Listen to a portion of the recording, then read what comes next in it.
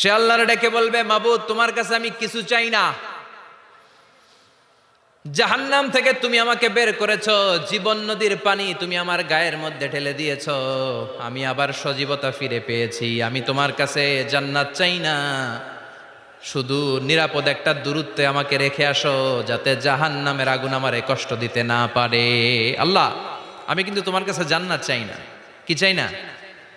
জান্নাত চাই না, কিন্তু জাহান্নামের আগুন আমারে কষ্ট দিচ্ছে, এতটা দূরত্বে রাখো যাতে জাহান্নামের আগুন আমার গায়ে না লাগে।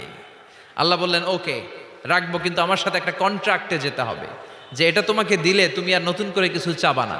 সে বলবে আমি রাজি, কন্ট্রাক্ট হয়ে যাবে। আল্লাহ জিব্রাইলরে বলবেন, যাও এমন দূরত্বে রাখো যাতে জাহান্নামের আগুন ওরে কষ্ট না দেয়।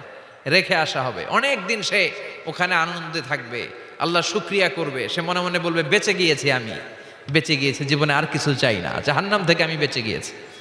অনেকদিন থাকার পরে মনে মনে ভাববে, বাইসা তো গেছি, কিন্তু নতুন করে একটু ট্রাই করে দেখি, জাহান্নামের সৌন্দর্যের দৃশ্য একটু চোখ দিয়ে অবলোকন করা যায় কিনা। সে আল্লাহরে ডেকে বলবে, আল্লাহ এন্দি সুয়াল, আমার একটা ফরিয়াদ আছে। কি ফরিয়াদ? আল্লাহ আগেই বলে রাখি, আমি কিন্তু জান্নাতে যেতে চাই না। আল্লাহ বলবেন, কি চাও? সে বলবে, আল্লাহ তোমার জান্নাতটা তুমি কত সুন্দর করে বানিয়েছো, আমি একটা নজর শুধু দেখতে চাই। জান্নাতের দরজার সামনে নিয়ে যদি আমারে বসিয়ে রাখো, দ্যাটস ইনাফ।